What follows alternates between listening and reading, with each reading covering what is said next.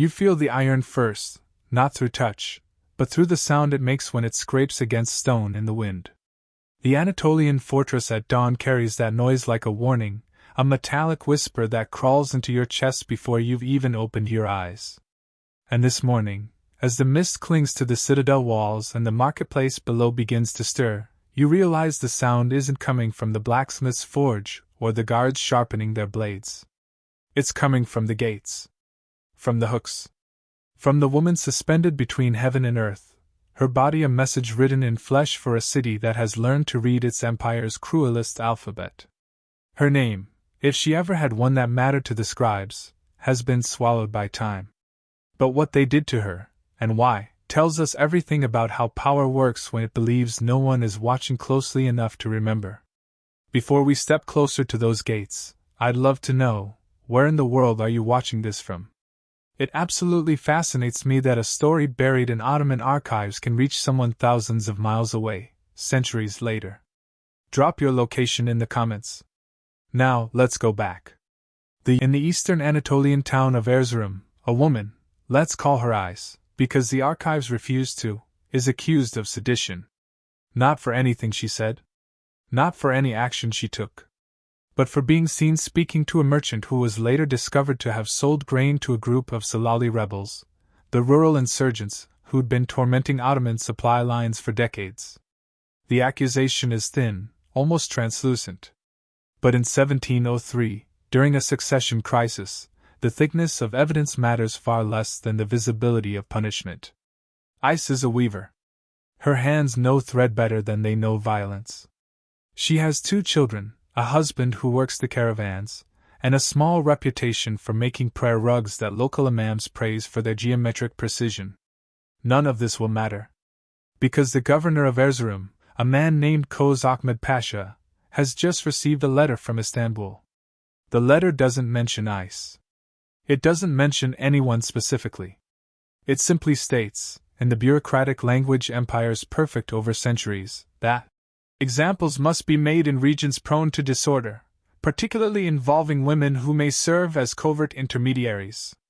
That phrase, examples must be made, is a death sentence with no name attached yet. And Koz Ahmed Pasha, eager to prove his loyalty during uncertain times, decides I's thin connection to a grain merchant is connection enough. She is arrested on a Thursday morning, just after the call to prayer. The soldiers don't drag her through the streets. That would suggest resistance, and the Ottomans have learned that visible resistance creates sympathy. Instead, they walk her calmly through the marketplace, her wrists bound with ropes so loosely it almost looks ceremonial.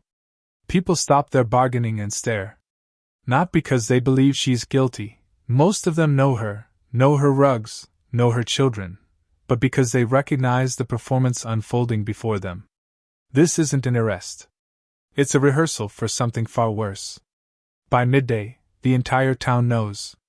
By evening, a crowd has gathered outside the citadel gates, not out of bloodlust, but out of a sick, magnetic compulsion. The same compulsion that makes you slow down when you pass an accident on the road. The need to witness, even when witnessing feels like complicity. The iron hooks are already in place. They've been there for years, embedded into the stone archway above the main gate, 6 of them, spaced evenly, each one forged with a cruel upward curve designed for a very specific purpose. These hooks don't kill quickly. They don't kill at all, technically. They suspend. They display. They turn a human being into a living monument to imperial will. Ice is brought before the crowd, and this is where the Ottoman system reveals its psychological genius. Koz Ahmed Pasha doesn't shout. He doesn't theatrically condemn her. Instead, a scribe reads the charges in a monotone voice, as if reciting a grocery list. Conspiracy to aid enemies of the state. Collusion with rebel elements. Conduct unbecoming of a loyal subject. The words are vague enough to mean anything, specific enough to sound official.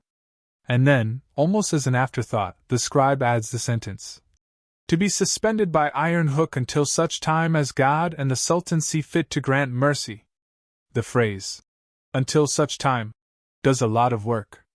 It means no one knows when this ends. Not tomorrow. Not in 3 days. Maybe never. The ambiguity is the point. Two guards step forward.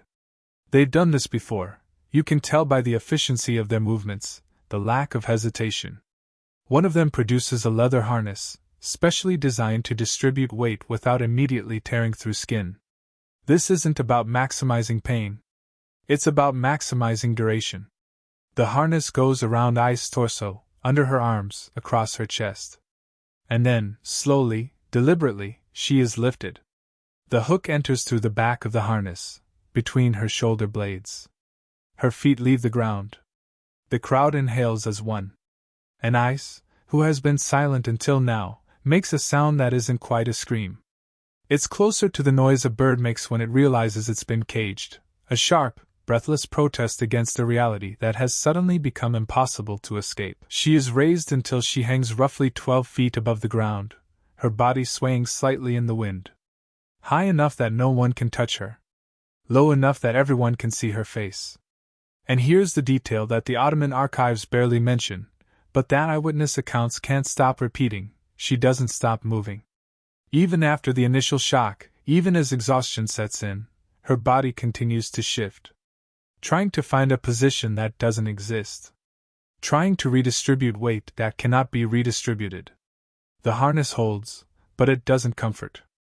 Gravity becomes both executioner and tormentor, pulling her down against the iron, which pulls her up against nothing. The first day, people watch. The second day, they stop looking directly but still walk past, stealing glances. By the third day, the marketplace has returned to almost normal rhythms, except for the woman hanging above the gate like a broken weather vane. Vendors sell bread beneath her.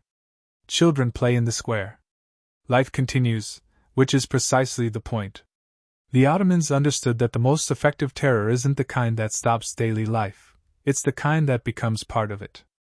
But here's what Koz Ahmed Pasha didn't anticipate, what no imperial strategist ever seems to anticipate. Symbols don't always mean what their creators intend. On the fourth day, something shifts. A group of women, weavers from I's guild, begin gathering beneath the gate. Not protesting. Not shouting. Just standing there, in silence for hours. When guards approach and ask what they're doing, they claim they're waiting for a friend. When asked which friend, they gesture upward. The guards don't know how to arrest someone for standing. By the fifth day, the women have been joined by others. Mothers. Daughters. Some bring water, though they can't reach high enough to offer it. The gesture matters more than the water. Koz Ahmed Pasha sends word that the crowd must disperse, but his own soldiers report an uncomfortable truth: the women aren't technically breaking any law. They're just there. On the sixth day, I stops moving. At first, the crowd thinks she's dead, and a strange relief passes through them. At least the suffering has ended. But then, around noon, her head lifts slightly. Her lips move. No sound comes out, but the movement is enough to confirm she's still alive, still enduring, still suspended between this world and whatever comes next. And that's when the whispers begin. Not whispers of fear, but whispers of something more dangerous: admiration. 6 days? People murmur. 6 days, and she hasn't begged. Hasn't recanted.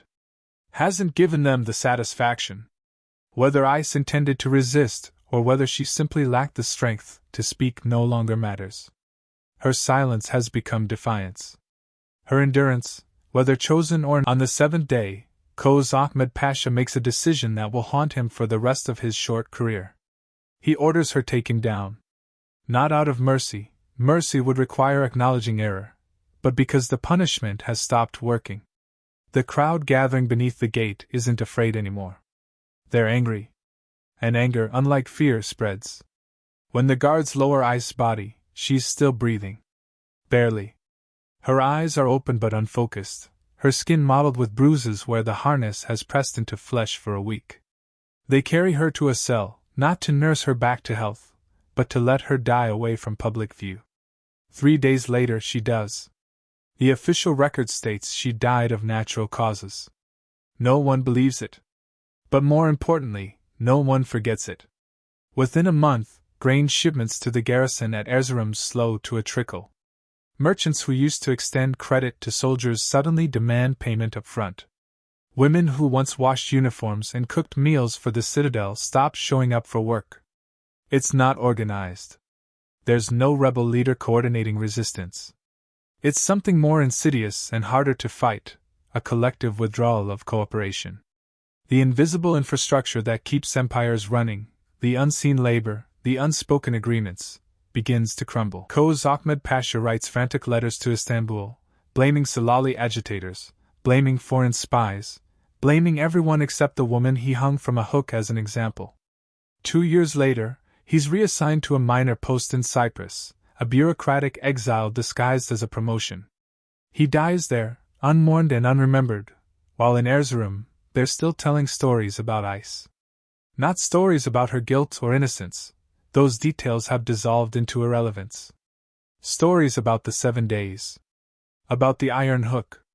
About the women who stood beneath the gate and refused to look away. The hooks themselves remain in place for another 30 years, but the records show they're never used again. Not because the Ottomans suddenly developed a conscience, but because word spreads about what happened in Erzurum. Other governors, reading the reports, make the same calculation. The punishment designed to terrify ended up creating a martyr. And martyrs are far more dangerous than criminals. By 1730, during the Patrona Halil rebellion that will briefly overthrow Sultan Ahmed III, one of the rebel demands is the removal of suspended punishment devices from all provincial gates. The demand is oddly specific, and historians have puzzled over it for years. But if you know Ai's story, it makes perfect sense. Her suffering had echoed across decades, across provinces, becoming shorthand for imperial cruelty. The hooks weren't just iron anymore. They were memory. Today, if you visit the old citadel at Erzurum, you can still see the archway. The hooks are gone, removed sometime in the 19th century when the Ottomans began their Tanzimat reforms and tried to rebrand themselves as a modern, enlightened state. But the stone where they were embedded still bears the marks. 6 shallow depressions. Tourists walk through that gate every day, most of them unaware they're passing through a threshold that once held a woman's body as a warning to an empire. Local guides sometimes mention old punishment practices, but they rarely linger on the details. It's easier to talk about architecture, about trade routes, about the citadel's strategic importance. But here's what stays with me, what I can't stop thinking about as I look at those faded depressions in the stone. Ice never asked to be a symbol. She wasn't a revolutionary. She wasn't a spy. She was a weaver who spoke to the wrong person at the wrong time in an empire that needed someone, anyone, to punish. And yet, in her 7 days suspended between earth and sky, she did what no rebel army could do. She made an empire's cruelty visible in a way that couldn't be ignored or forgotten. She turned a tool of terror into a monument of resistance, simply by refusing to vanish when they wanted her to disappear. The Ottoman Empire believed it was sending a message about power. Instead, it sent a message about fragility, the fragility of any system that requires hurting the innocent to maintain